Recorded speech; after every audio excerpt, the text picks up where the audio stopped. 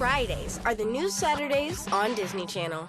Not tonight nor this week it isn't. Welcome to the first annual TV style block here on my YouTube channel, Mark Oliveris Enterprises, called Saturdays on Saturday. Now you're probably wondering, Mark, what the hell is that? Well, since, I was so busy with other stuff, going outside and providing you content in good old Sandy Ridge and the great outdoors and weather is great. Whenever, if Fridays came along and going into Friday night, I ended up missing, the Jimmy Spencer through Johnny Benson installments of the Disney Channel hit centered around skating because of it. So tonight I figured it would make sense if we did a little, TV style block here on YouTube, the first block ever in the history of Mark Oliveris Enterprises, titled Saturdays on Saturday. It's a play on the fact that normally the show airs in real time on Friday nights, even though it's called, it's named after the day after Friday. So therefore I figured, let me watch Saturdays on Saturday,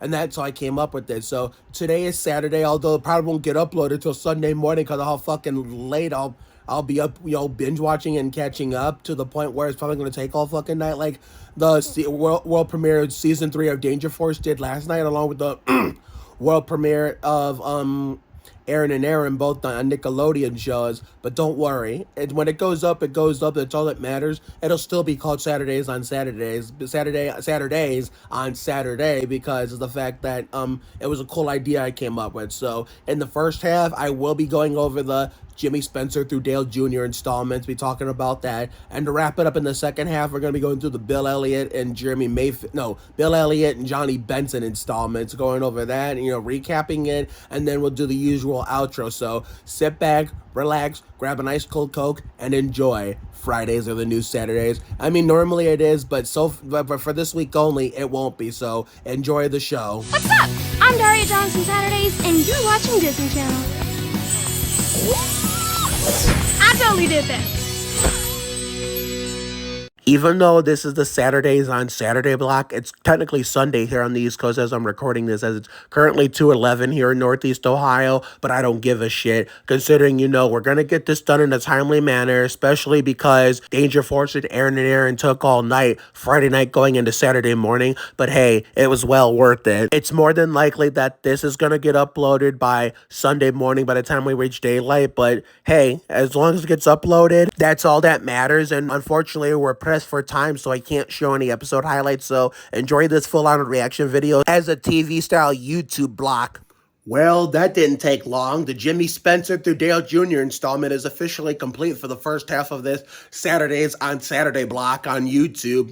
My channel, over here, only on my channel, Mark Oliveris Enterprises, even though technically it's Sunday morning, during the overnight hour, but I don't give a shit, because I finally got the Aaron and Aaron reaction video from yesterday, well, Friday night going into yesterday morning up, so therefore I can finally focus on this before we do the Goldbergs, Tony Stewart installment sometime tomorrow. So anyway, let's go over Spencer and then Junior, and then in the second half we're going to go over Bill and Johnny, and we'll be back to the real-time airings this coming Friday. So anyway, Jimmy Spencer. So Maddie was in love with this one guy named Theo. And of course, London and Derek were hating on him, saying how much of a lame dude he was, and he was too much of a simp just because he wasn't like buff or had, abs, or buff, and wasn't all big and strong and shit like that. But Maddie just told him, I don't give a shit about that because I love him for who he is. I mean, she didn't really say it like that with the S-bomb in there, but that's how she meant it. And then, when Theo kept pulling all these cool tricks and, making, Madison fall more in love than London and Derek were proved wrong. Like, you know what? Theo's a cool dude, so I wish you guys nothing but the best. And, considering they also judged her for him not saying a word to her this whole time, but then when he finally did, you could tell by Madison's, facial expression and body language, she kind of lost interest based on what he sounded like. And I agree with Maddie. I didn't like how he sounded like either. I mean, unless they made, his actor, talk like that. I mean, unless he really talks like that in real life, considering, you know, who fucking knows at this point? So I don't know if we're gonna see Theo more in the future. I mean, we probably will see him more a little bit because that's Perry's nephew. That's Perry's nephew, and I mean, we may see him more than we'll see, Maddie's reference for. I mean, Maddie's romance. Why did I say reference? Maddie's romance for him. So we'll just have to wait and see down the line when we get to the Brett Bodine through Ryan Newman installment this coming Friday. Considering, I believe, if I'm not mistaken, we're already almost done with the season. Because I only think there's like 16 episodes for Greg Booty Biffle. So I believe, we're going to get to the Booty Biffle installment. That's going to be it. And unless there's more that I'm aware of, before you know it, after Saturdays is done, we'll most likely be returning to Villains of Valley View for season 2 to kick off the summer, television season on Disney Channel and whatever Nick's got cooking for the summer months. And of course, we'll be doing the world premiere and debut of Pretty Freaking Scary to support Emma Shannon, Leah May Gold, and Jackson Dollinger, I believe, we're going to be supporting. So therefore, I'm really looking forward to that. So that's probably going to fill the void of Ultraviolet and Black Scorpion and whenever season 7 of Bunked premieres, because they haven't announced that yet because we haven't finished season 6 yet. And as soon as we, say our farewells to Goldberg's A Million Little Things signing off the air forever within the next 2 or 3 weeks, then we will resume Bunked. Along with Not Dead Yet and That Girl Lele. But Not Dead Yet I'm going to do first, and then That Girl Lele I'm going to do next. I'll probably finish Not Dead Yet first, while finishing That Girl Lele at the same time before I kind of go back to Bunk. So I'm going to focus on those two first, and then we'll probably resume Bunked when the time is right. But I want to get through those episodes of That Girl Lele I missed, because now that show's in a hiatus since, Danger Force and Aaron took over the Thursday slot from that, that particular show, and Young Dylan. So, and really Loud House is in hiatus for an indefinite period of time. But once they come back, they most likely will be finishing out season 1 because they got renewed for season 2, including a Halloween movie as probably the sequel to the Christmas movie 2 years ago that left me speechless. And I wish I would have made a reaction video of that, but that's okay because I didn't think about it at the time because I was too busy celebrating how beautiful that was, because I was on the verge of tears watching that. Sorry. Anyway, back to recapping the Jimmy Spencer installment of Saturday before recapping Dale Jr. So the Dale Jr. one was more interesting, so we'll get to that a little later. So the Chocolate Club is the main plot. I was talking about the subplot, but now I'm talking about the main plot.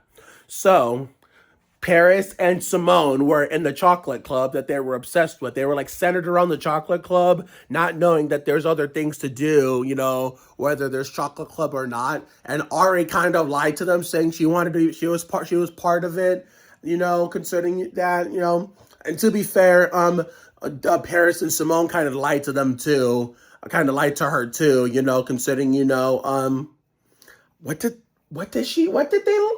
they lie to her about? That, I don't remember, but, Ari was kind of feeling left out, considering, she thought, she was like not to be a strong woman. I think after Duchess, talked her into it, saying just because, there's only one thing. Man, I'm trying to remember the episode's fresh on my mind, but not this part of the main plot. But, Duchess noticed that, she was acting weird, and, she took her into her office for a massage and said, your time will come to be a woman and, do all the things a woman loves to do. But that shit takes time. It doesn't happen overnight. And, don't say it won't, because it will. And, she didn't really say the S-bomb, but that's really how she said it, minus the S-bomb. And then, Deb, said that,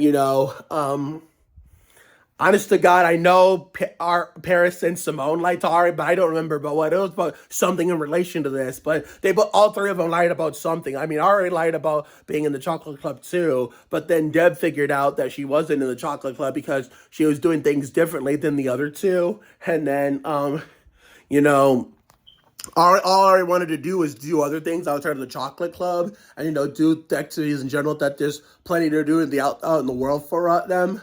But then when Paris and Simone came to the carnival to ride the drop tower with her, even though Aria was about to ride it by herself, after Deb, talked to them and figured it out, considering that she knew Ari better than those two, then that's when Simone and Paris done realized they done fucked up, but even though they weren't trying to. I know they weren't trying to fuck up, but they kind of did. But it was they were had meant no harm by it. But then when they came to the ride, they told her, hey, chocolate club or not, you're still part of our friend group, and we still love you, and we're always going to have time to do other things. And that was the Jimmy Spencer installment, and they got to ride the ride together before when they were going through some stuff they learned, but before they finished it, and then, oh my God, and they got the photo they wanted, and all was right. Now for the Dale Jr. installment. So old lady Whittaker, Whittaker, how the fuck they pronounced her name? Holy shit. And please excuse the faulty smoke detector. Let me just show you just for the hell of it, because pretty soon down the line we got to get this shit changed. Hold on, I'm struggling. Okay, here we go. Nope. Okay, listen.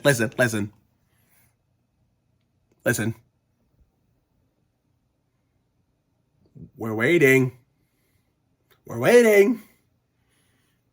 See? Yeah, we got to get that fucking battery changed as soon as possible, so it'll stop going off when I do videos going off in the background when I do videos down here, especially my reaction video, because a fucking nuisance. But I try to ignore it. Now for the Dale Jr. installment. So there was no minor characters and reoccurring guest stars here. So this is an episode where the honchos at Saturdays and Disney Channel in general didn't need them. So, Ari, Paris, and Simone, unfortunately couldn't go to their getaway spot because it was closed for 2 weeks due to repairs. So they were trying to come up with an alternate plan. They wanted a block party. And so, of course, Deb and Cal, as the good parents they are, they let them, but they got all the signatures, but only needed one more. So old lady Whittaker, well, you know what? Yeah, we'll get to the stupid shit in the subplot in a little bit. So, when they went to her haunted house that looked scary, honest to God, I thought this was going to be an episode that was going to scare the shit out of me, like that Ultraviolet Black Scorpion episode nearly a year ago. And I would have been shitting myself too, because I'm a pussy when it comes to stuff like that, if it's like legitimately scary. And so she answered the door, and I knew when she was trying to scare them when they walked in, like they were in a horror movie or in a nightmare, that it was a costume and that she was actually a lot nicer. Turns out that, it was someone that lived there before. I think it was her aunt that lived there before. But when she passed in that house, she lended it to her niece and, a lot of money, and she bought a scratch off and got even richer. And she was nice enough to give him lunch, and she decided to challenge him to a skate off. That was the only way she was going to get him to sign, that they were going to get her to sign the form to allow proof for the block party to happen. And so they had to skate for it, and they were failing, going at her individually, and then they had to come up with one solution, a bum rush trio, and ended up working, and we did the Mike Skinner of, yeah, god damn it, we beat that little son of a bitch, even though she really wasn't a true major antagonist. She was like a minor antagonist, like the second Buzz was in Toy Story 2, because remember Toy Story 2, that Buzz with the utility belt that Andy's Buzz didn't have was an asshole to Andy's Buzz. But then when they all met up, when they first got to Woody, where we thought Woody was going to be rescued there, because they always like to get your hopes up, and then they give you false hope until, apparently they have to backtrack and do all this other stuff. And then, utility belt Buzz, helped them towards the end of their quest, and then, ended up wanted to spend time with the toy Zurg. So therefore, he had a change of heart. Had became a nicer character. See, this is what Whittaker was. She was kind of mean, but mostly nice. She was like mostly nice. She was like 80% nice, 20% mean. So therefore, she was kind of like a minor antagonist here. And so she said, I'll sign, but then don't tell anybody about who I really am or anything about this place. And then already trying to be all sassy and smart mouth saying, I ain't scared of the po-po, bitch. I mean, she didn't say it like that, but that's how she meant it. And so when she brought her security guards out to say to tell her, don't fucking fuck this up because we will know if you do. And Ari's like, yeah, that's very wise like that. I heard you and I don't say shit. I mean, they didn't say all that stuff like that, but that's exactly how they meant it. And so they finally got the black party to happen. And so when Cal and Deb, which I'll get to momentarily, the second part of what finally led to this black party, I'll get to that in a few seconds. We're asking, how did you get Lady Whittaker to sign so easily? Because they don't know what happened. When they try to tell her everything, Miss Whittaker, I don't know how she figured that they were doing oh my God. I don't know how she figured out like where they were, what was going on at that point, where they were, and what they were saying. She's like, hey, don't you dare tell my fucking secret, or security guard will jump out and bum rush your ass. I mean, not like that. She didn't say it like that, but that's how she meant it. And so they were about to blow her cover until she said, she did this say, don't fucking say shit. And then so they had to come up with something different to keep from, Deb and Cal knowing. And then she had to pay for the brisket, considering, Derek didn't want to sell it. But then,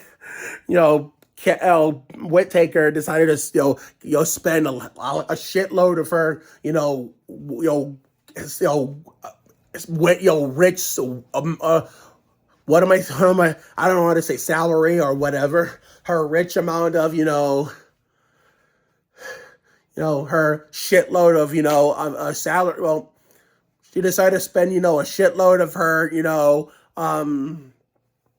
oh my God, what am I going to describe it? A shitload of her, money she had, that she, a half of her, billion, well, let's say this, a shitload of her, billions of dollars that she had, considering she's rich, she makes billions of dollars anyway, so she decided to spend a shitload of it to make Derek sell it to all that brisket to her, and he gave it to her. Now, what led to the block party, along with what I just described? Well, here's a subplot. So Cal was judging Deb that, when basically what he said, he didn't really say it like this, but he basically said this, but in a different context, that only men can grill, and that, women can't do that for shit, and only can do shit in the kitchen. And so Deb said, told him, I'm warning you like Ward Burton.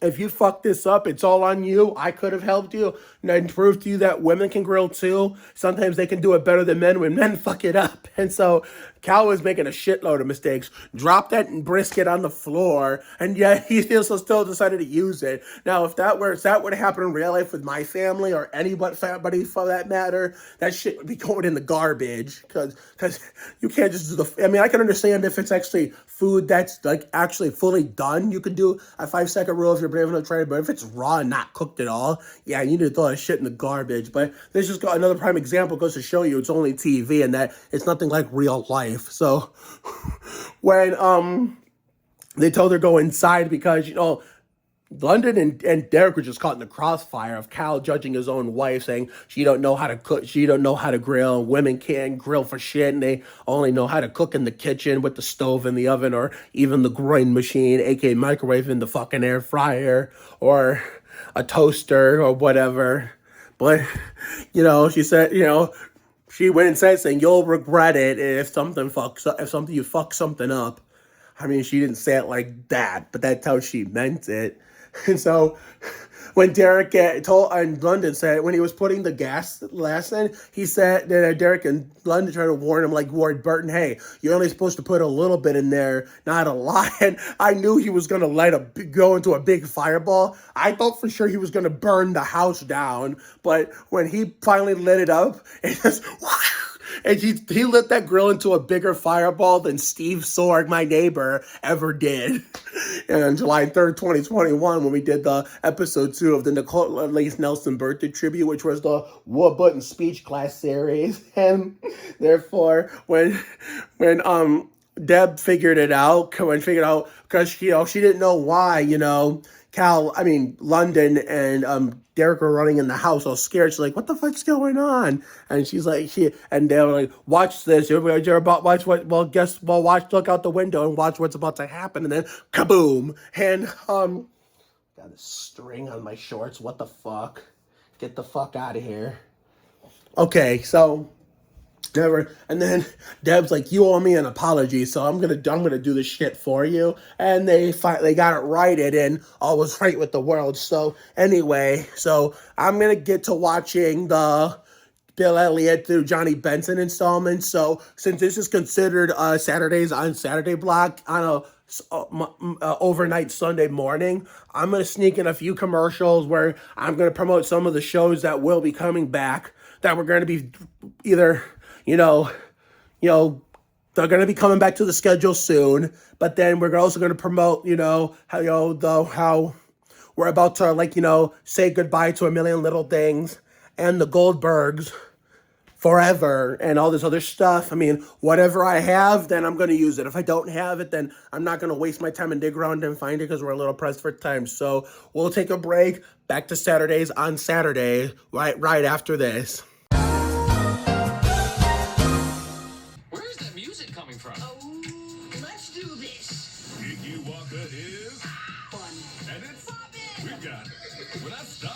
There's drama. And the llama? Are you all seeing this? But wait, there's more. What? Parker hit the floor. Plus, how's that for epic? Watch a new episode of Bunks Sunday at 9 on Disney Channel. Wednesday, we're making an homage to the video Uptown Girl. Only 2 episodes left. Wow, fun. Before their final bow. I gotta watch this again. Excuse me. Watch The Goldbergs Wednesday on ABC. Our friend group has been through a lot. We have to be there in the same way John would be had it been one of us. Band of dads. Band of dads. Ever since you got back, whenever I see you and Eddie together, it just makes sense. We are gonna have a wonderful wedding.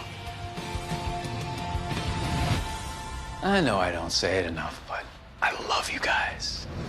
A Million Little Things, the farewell season, new Wednesday on ABC and stream. Is everybody ready for more? Now, back to Saturdays on Saturday, right here on Mark Oliveris Enterprises. Hey, I'm Omar Gooding from Saturdays, and you are watching Disney Channel. Check this out. Oh, hello. I am keeping this. This is nice. What up, fellas? Yo, what's up, man? How you doing, man? What are you doing here on a Saturday is the question. Shouldn't you be at football practice? He's here for me. Miles, ready to go catch that movie? Yeah, let's do it. Wait a second. What the hell's going on here? What's going on here? Y'all Nate? We're talking. Talking. Is there an issue? Yeah, kinda, Maddie, because this is just proof that the Theo shit didn't fucking work. So my fucking comment aged poorly. I guess that's gonna be the last we'll ever see of him, meaning that we're never gonna fucking see him again because Maddie really didn't like him because of his voice, and I'm with Maddie on that one. Like I said, in the first half of this block, his voice did sound like nails on a chalkboard, and then I wasn't a fan of it either, just like she wasn't. Turns out that shit didn't fucking work either because fucking Miles cheated on Maddie. So therefore, that's why, London was looking out for her, even though she should have believed it the first time. But at least because women know, you got to be careful with how you handle these women, and both on TV and in real life, because they're going to know there's no hiding shit from them. So I figured, Madison was going to figure it out and realize that, London was right. So we finally got through the Bill Elliott through Johnny Benson installments of Saturdays on Saturday. And before we wrap up this first ever TV style block here on Mark Oliveris Enterprises, we're going to go over it and then we're going to conclude it in the most special way we're going to do the original short outro for today because we don't have any time left at all for that extended outro shit. And I don't know how much time I'm going to have with the Goldberg Tony Stewart installment tomorrow. So therefore I'll just go over the schedule now, upcoming schedule now, so that way I don't have to do it at the end. So tomorrow, because it's going to be scheduled for an early morning, early afternoon upload, considering we'll get to sleep all day, most of the day. We'll be doing the Tony Stewart installment of the Goldbergs later on, even though this is a Saturdays on Saturday block. It's technically Sunday, but I don't give a shit. I just wanted to get this fucking over with.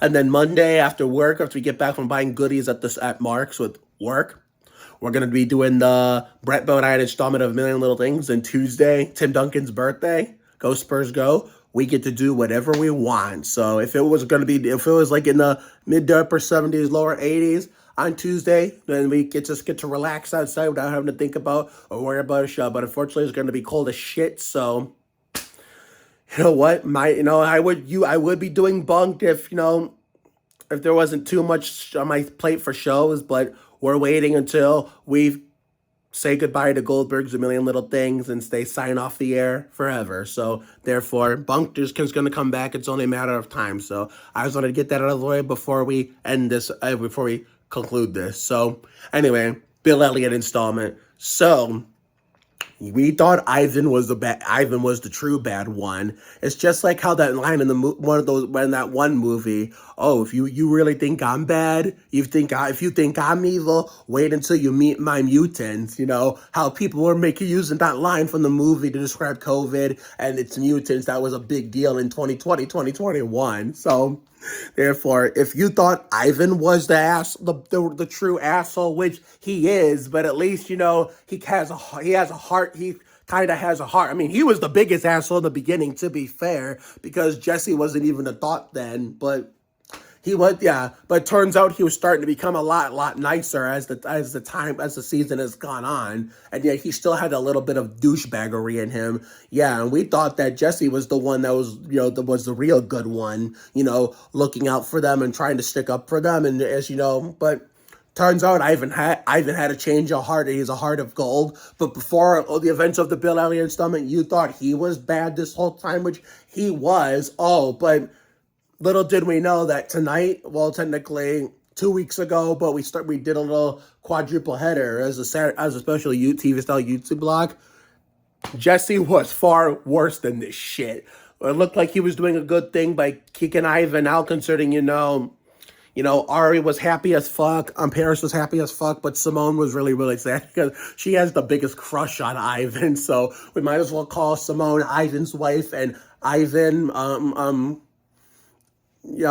Simone's husband. So, all right, we'll get to that stuff momentarily because holy goddamn shit. So when Jesse pulled the prank on Ivan with the glue, when Iris, named after the Goo Goo Dolls song, nicknamed after that guy, they got him out of the chair, but he paid the price for it, lost his pants, and, had his underwear showing. Everybody laughed at him. It looked like we were going to get rid of him good, saying, it looked like, well, here's a better way to put it. We thought we were going to get rid of him for good, and the fact because we thought, quote unquote, he got a taste of his own medicine. Yeah, we were wrong to think that, Jesse made it harder on everybody than what Ivan had how hard Ivan was making it on everybody. Turns out when Ivan was taking up a new hobby, Jesse had them, get booted temporarily from the girls, booted from Saturdays. But Paris, Ari, and Simone weren't the only ones, shockingly. And we thought Iris was a little bitch, as his, sidekick. Well, because Ivan had a change of heart, I guess Iris did too, because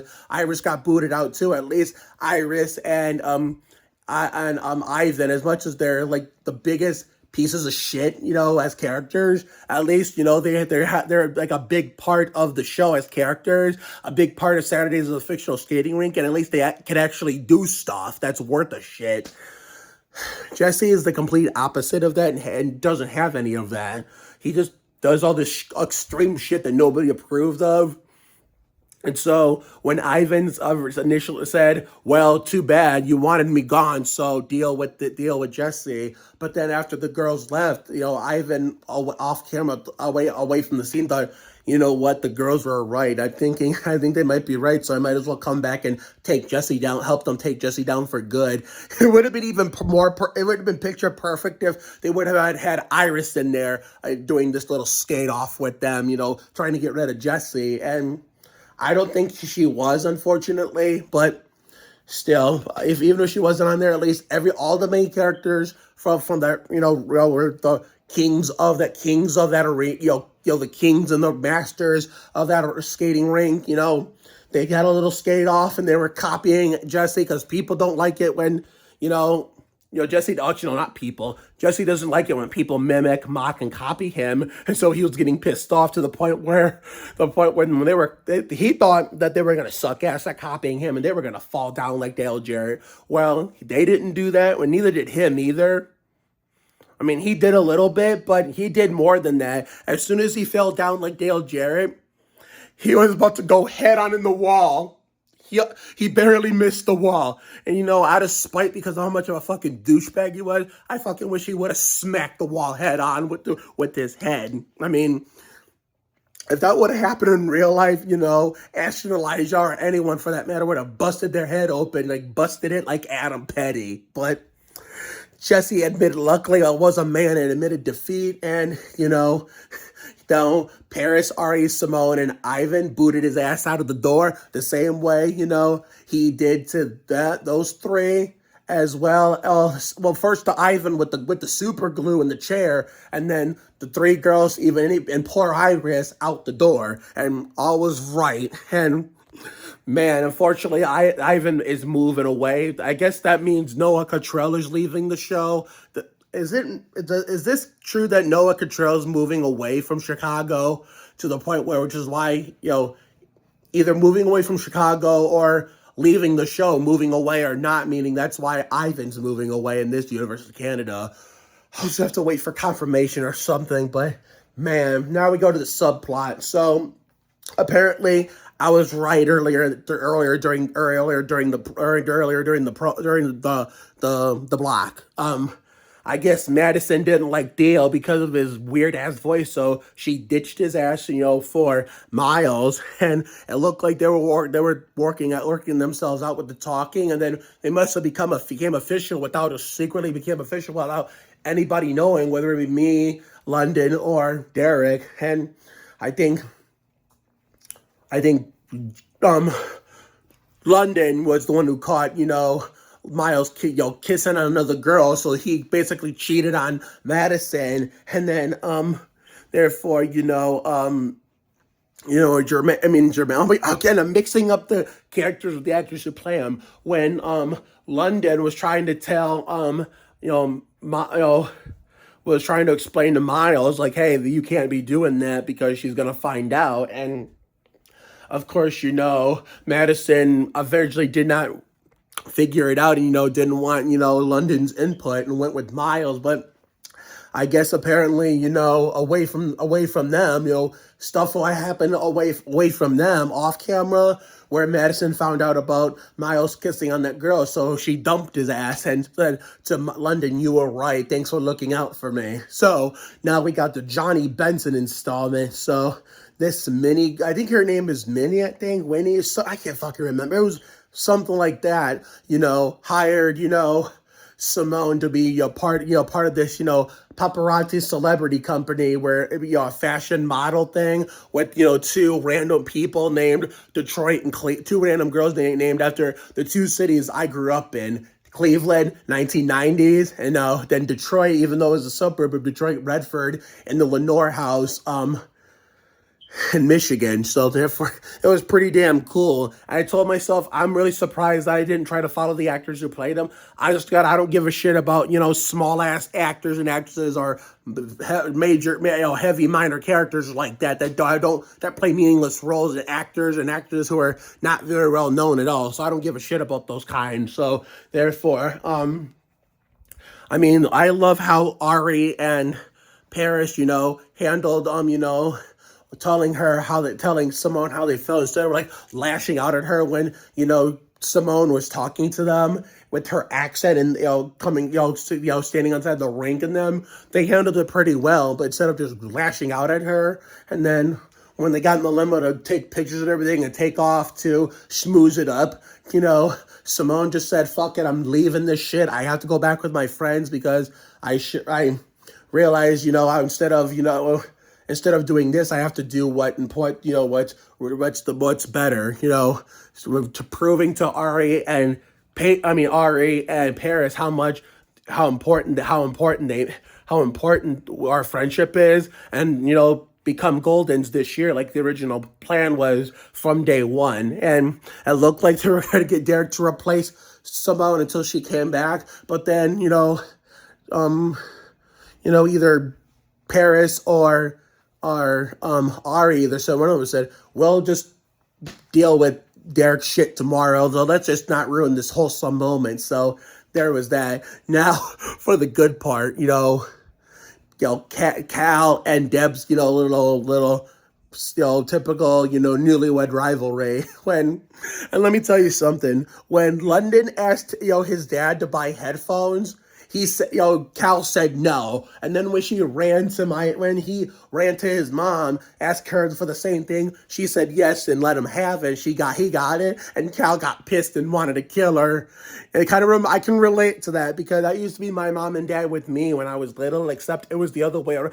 On Lenore, Sanders, and even the early days here before my mom and dad split up. So all those years, say for example, if I didn't want to eat the food that was in the house for dinner or what my mom was cooking, back when my mom cooked more than my grandma does these days, I would ask my mom if I could have fast food instead or something like that. She would tell me no, but yet if I did this and my dad wasn't working, he was at home, I'd run to him and ask him. He would 95% of the time he'd say yes. He would take me out. We would go in the car, go drive and get it, and then, oh my God, my mom would get so pissed and would want to go, instead of being angry at me for taking advantage of her behind her back to the other parent, she would want to kill him for giving me something that she didn't want me to have that I wanted. So therefore, that's what started the feud. And then London, started taking advantage. That's exactly what London did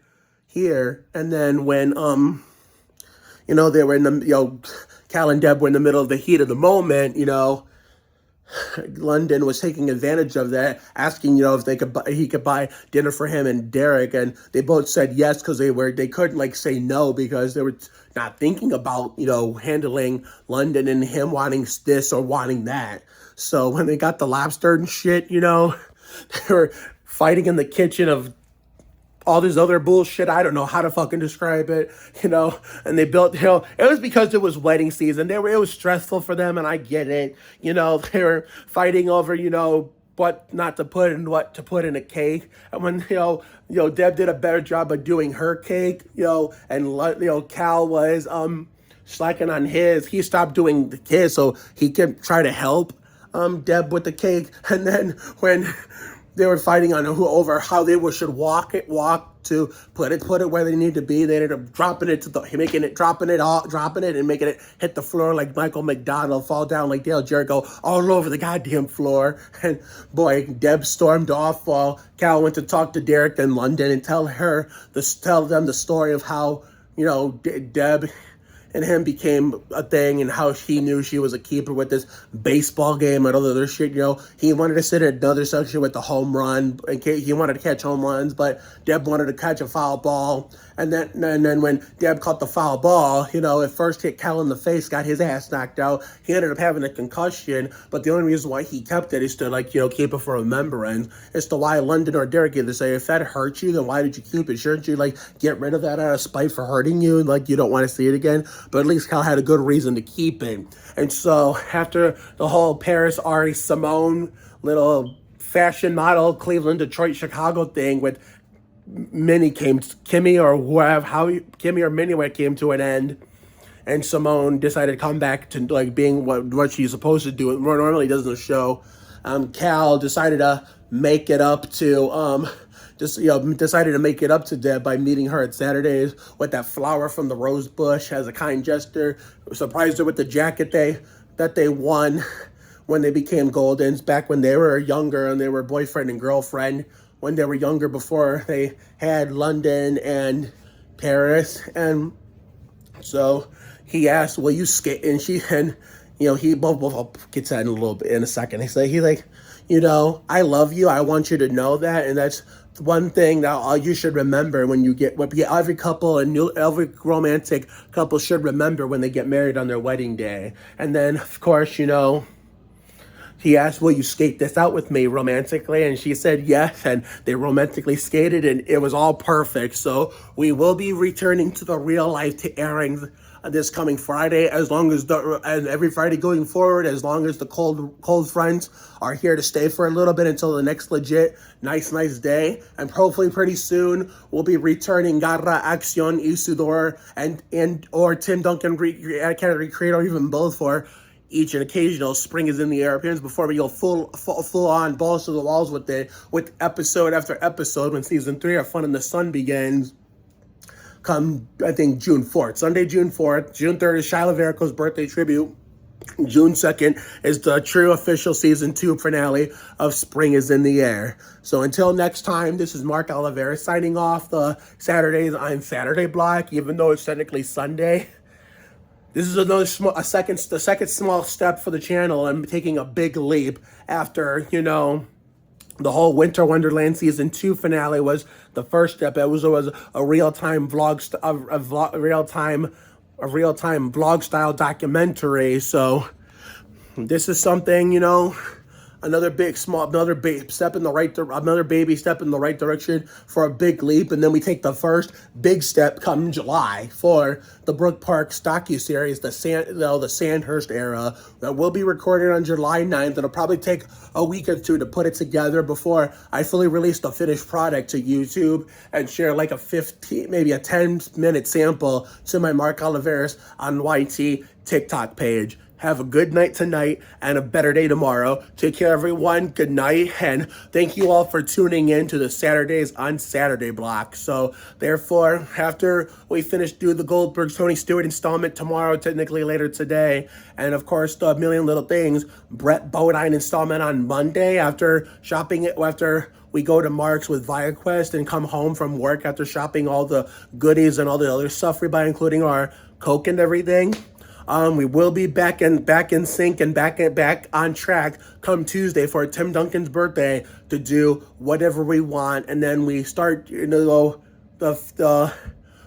just start the process of finishing the 2022-2023 television season before we get to the next legit nice day, the final cold front, last of the cold fronts we're gonna have, and hope maybe the last snowfall will never come. Who knows? We'll just never know. We'll just have to wait and see. But anyway, we need to get the fuck out of here so we can prepare for tomorrow, Monday. Well, technically like today and tomorrow, but you know what I mean. Late tomorrow, Monday, and onwards after that. So see you later, everyone. So here's narrator me to wrap up this Saturdays on Saturday block. This has been Saturdays on Saturday here on Mark Oliveris Enterprises as my first ever TV-style YouTube block right here on my channel. I hope you guys really, really like this, and I hope that I get to do this again really, really soon and plenty more times in the future down the line. We made history tonight, ladies and gentlemen. For the second time this season, another small baby step in the channel taking a big leap. Join us in July for the third rodeo and the first big major step in making history and the channel taking a big leap when we film and bring you guys the Brook Park docuseries, the Sandhurst era, right here, only on Mark Oliveris Enterprises. Be there. Thanks for tuning in. See you later, everyone.